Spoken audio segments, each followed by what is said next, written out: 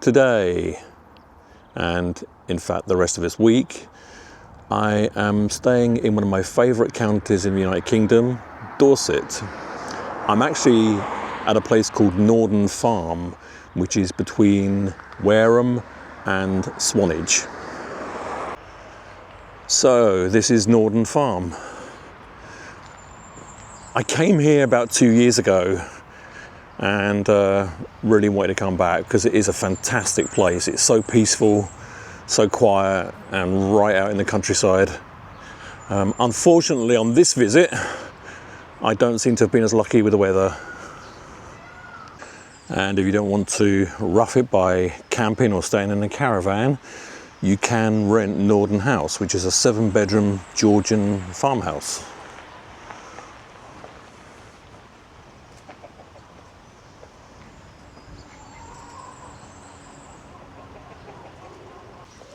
As well as a garden centre, there is also the Nordern Farm Shop. The site has its very own book swap, which is located in this old London telephone box. There's quite a good selection of books and even DVDs. The site covers quite a large area, and it's spread out over several fields. I'm staying in Mainfield right, there's Mainfield left, and it heads off over the back here as well.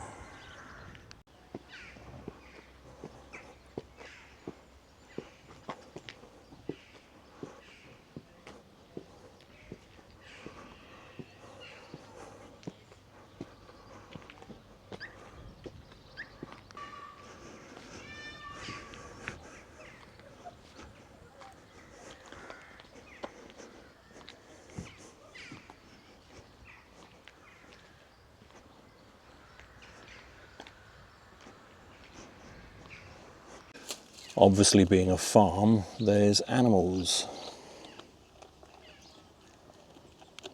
Incidentally, these two are called sausage and chips, although I have no idea which is which.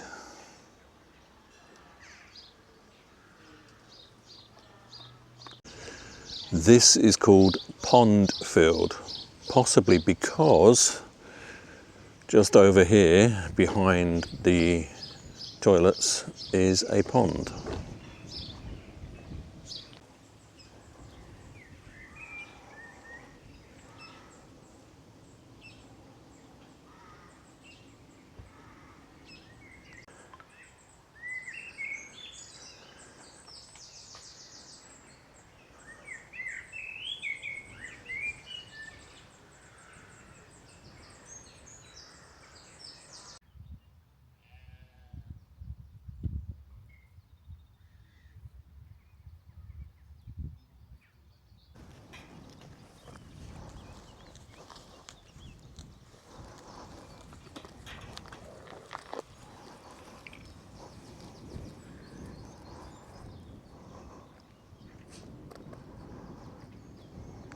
So as well as donkeys in this field, which you can just see down the bottom there, over here there is a small herd of deer.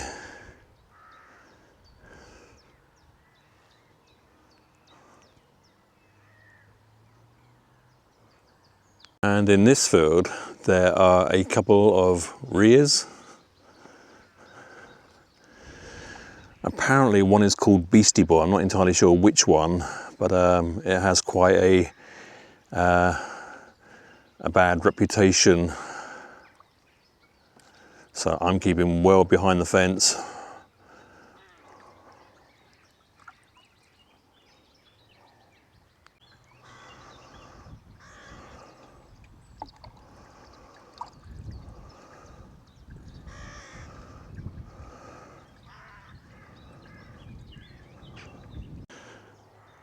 So fantastic views across the Dorsetshire countryside.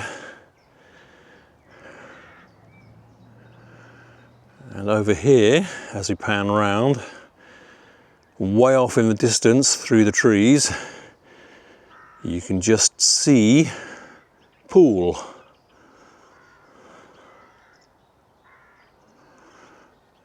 Okay, let's continue with our walk. The path was right. There is Corfe Castle.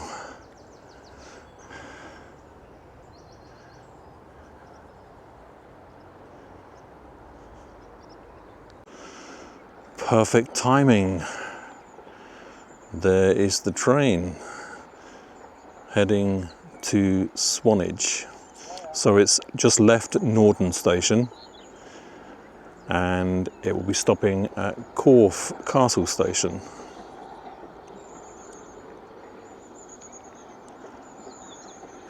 I think there's another station between Corfe Castle and Swanage, but I can't remember the name of it.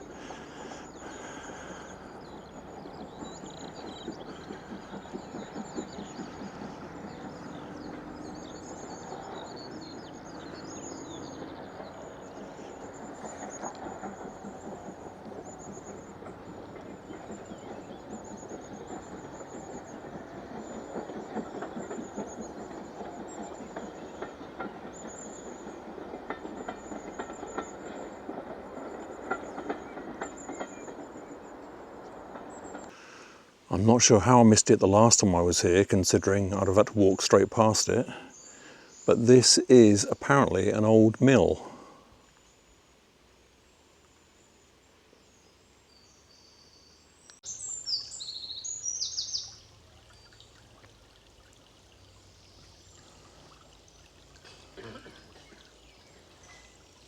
And this is the village of Corfe Castle.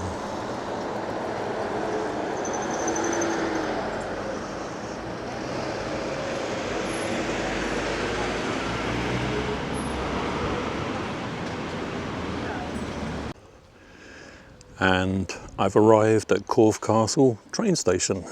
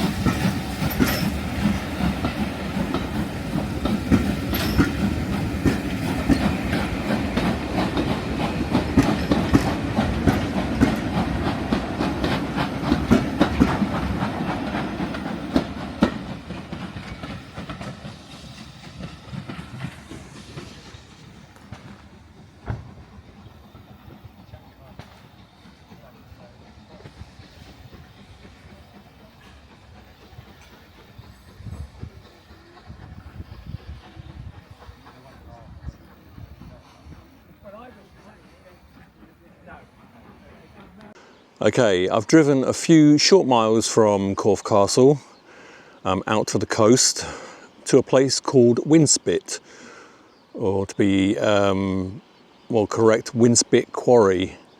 The reason I'm here is because it's been used as a filming location, which is of particular interest to me.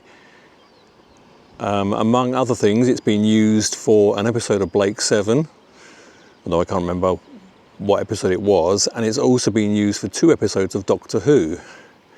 I know one of them was Warriors of the Deep, and another one, and I've forgotten the name of the story, but it was a Tom Baker story in 1979, and I know that this was used as a location for Skaro, which is the Daleks' home planet. So let's go and have a look. Right, I've just remembered the name of the Doctor Who story that used this as a location. It was Destiny of the Daleks. It's hard to believe, seeing as it took me about 20 minutes to walk down here, how the hell they managed to get filming equipment down here.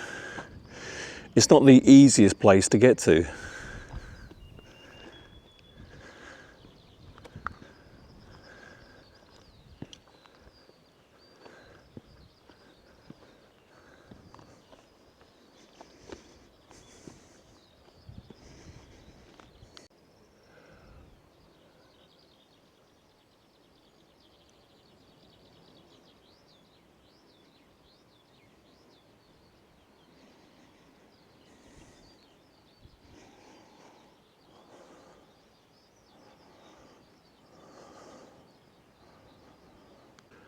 Apparently these 2 buildings were used in Destiny of the Daleks. So apart from the episodes of Blake 7 and Doctor Who, it's also been used in a Star Wars production. In the first series of Andor, this was used as a rebel base on Yavin 4.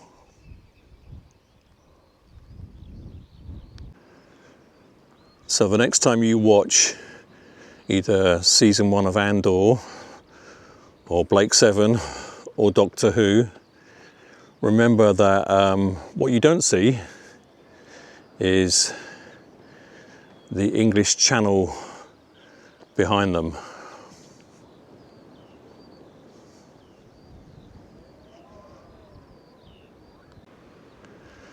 It's definitely a very interesting location.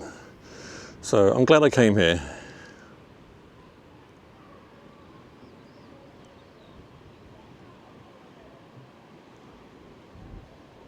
From what I read online, I think it's now been taken over by the National Trust. And I remember reading that there is bat colonies in the caves.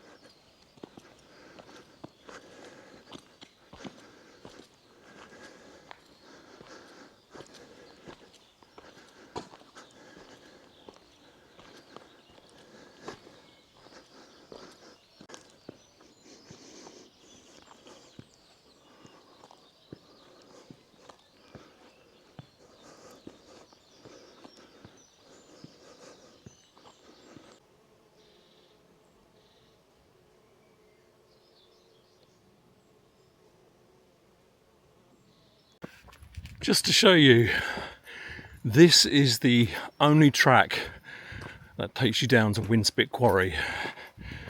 So I'm amazed how they got film crews down here.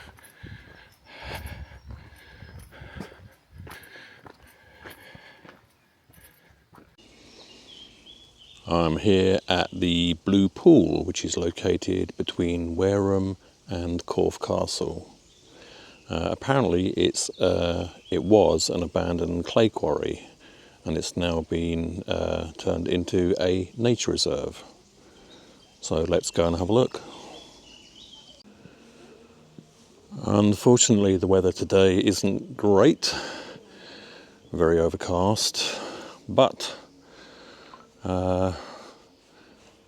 just have to make the best of it.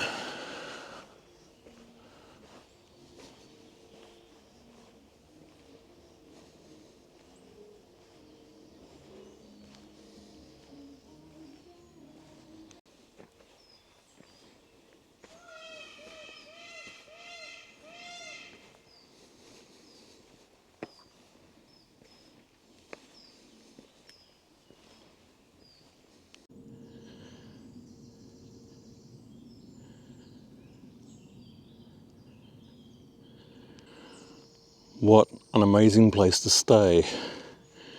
It says private, so I'm assuming it's a holiday let, but it's in a really great spot.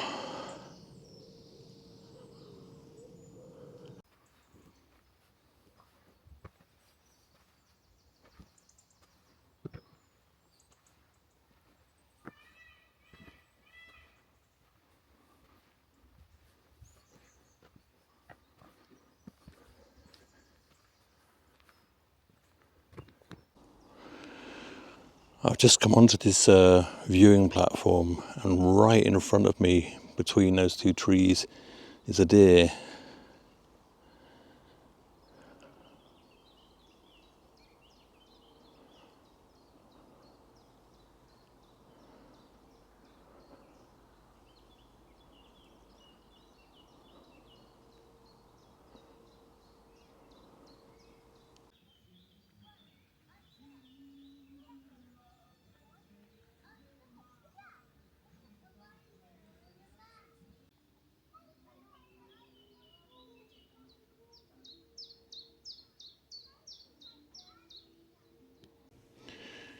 I had hoped that when I visit the Blue Pool, it would be a nice sunny day, but unfortunately, the weather hasn't been great the last couple of days.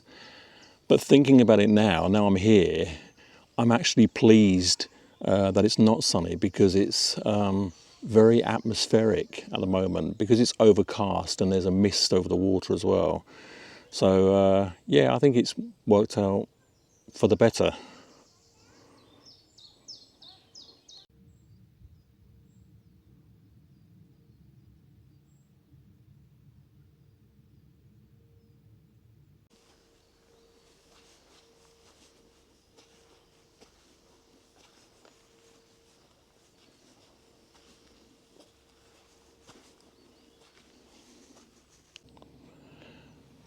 I wasn't entirely sure what to expect when I came here, but it's actually stunningly beautiful. I couldn't have picked a better day, actually. It's hard to believe that at one time this was a clay quarry. It's very peaceful, very serene, and has incredible scenery.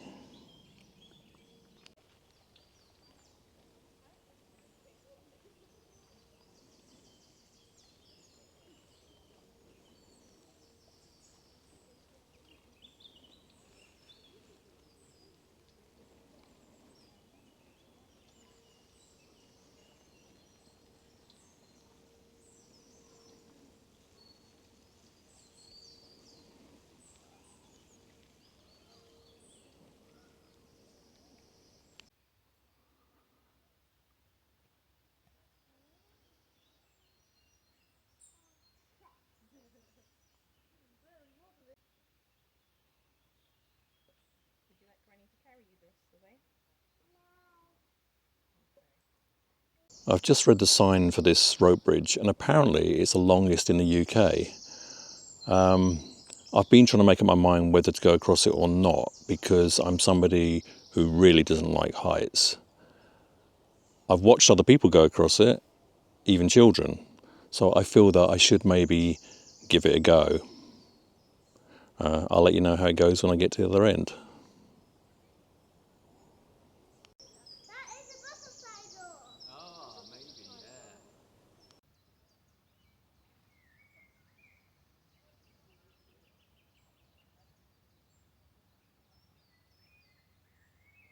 Well, I'm pleased to say that I did it. Unfortunately, I wasn't able to film it because it does say that you should hold on with both hands.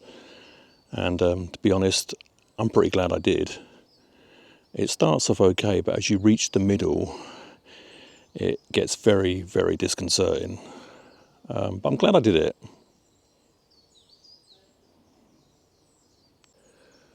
What a beautiful sculpture.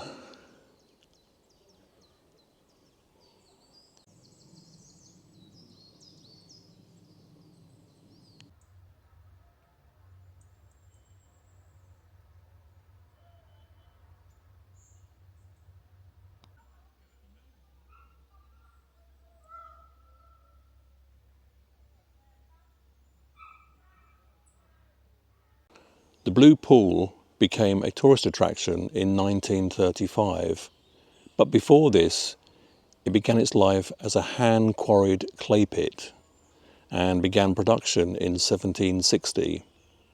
As the sign says, the blue ball clay was used to make fine ceramic products like plates, pipes, cups and teapots for famous British pottery companies such as Wedgwood.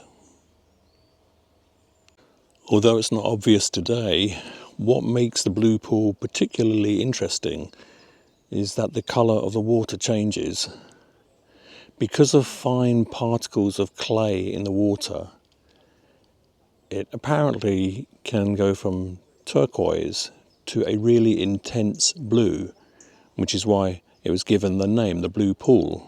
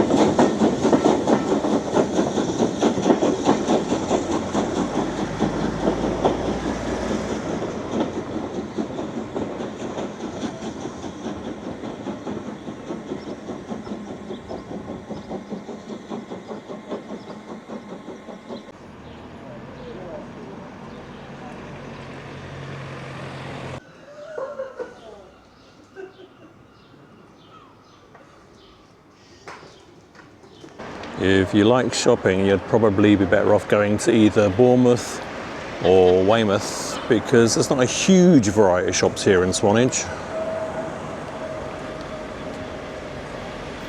Unusually for a UK town, there's no vape shops that I've seen so far, which is unusual.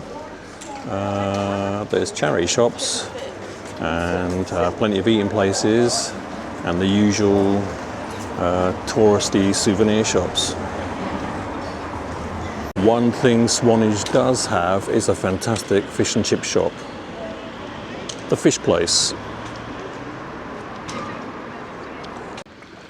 The weather is interesting today because although it's warm and the sun is trying to come through, there is a sea fog, which you can see over there in the background.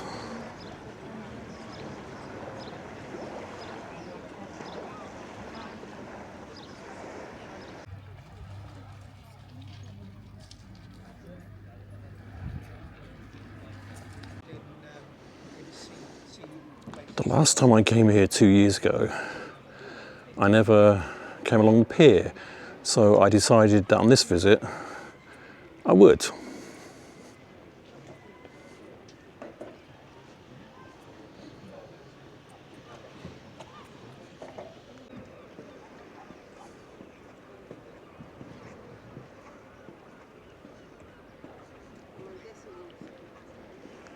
It really has turned out to be a beautiful day.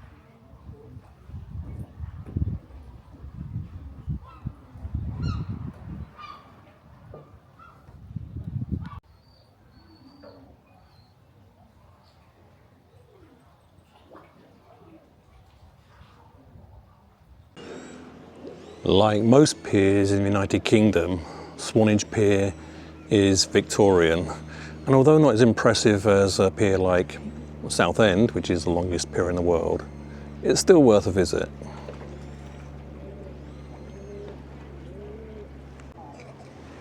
And this is Swanage seafront.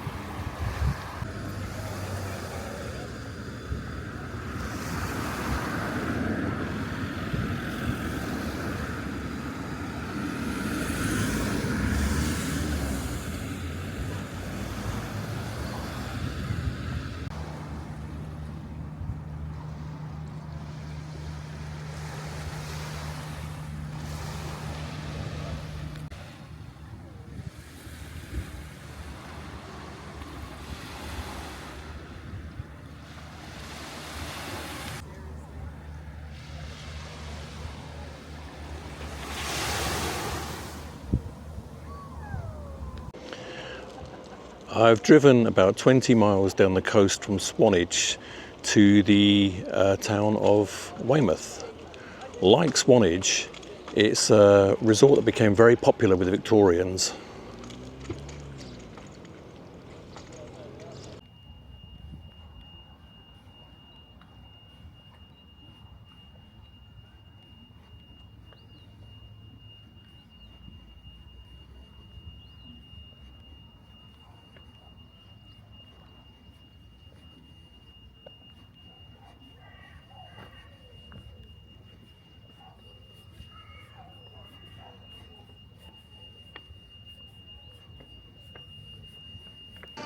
Back in the 1970s, when I was a child, my parents always used to bring us to Weymouth for our summer holiday. We used to go camping. And I remember that then, in the 70s, there was a railway line that came along this road by the harbour. And in fact, the tracks are still here.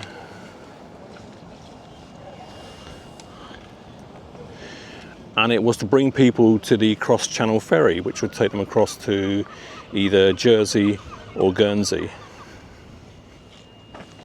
The Christopher Nolan film Dunkirk, which was filmed a few years ago, used Weymouth Harbour for some of the scenes showing the boats getting ready to depart for the Dunkirk crossing. And in the background of some of the shots, you can clearly see the Weymouth Pavilion Theatre. Unfortunately, at the time of the Second World War, this newer building hadn't yet been built, but you can clearly see it in the background. So in the film, where those yachts are is where the boats are loading to prepare for the crossing to Dunkirk. You can see those houses in the background, and as you can see, you can clearly see the Pavilion Theatre as well.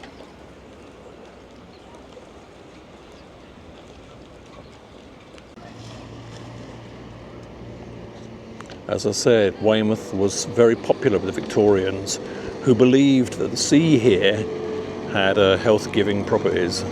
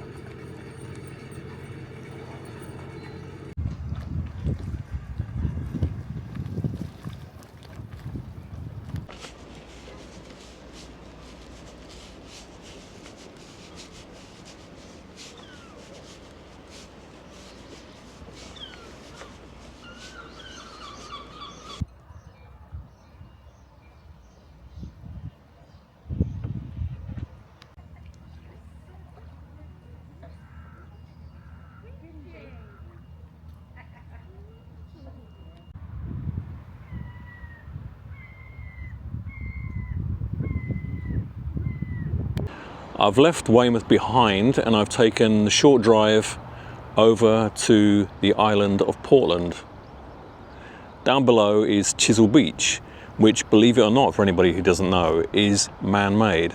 Originally, Portland was an island, and Chisel Beach, as it is called, was constructed to connect the island to the mainland.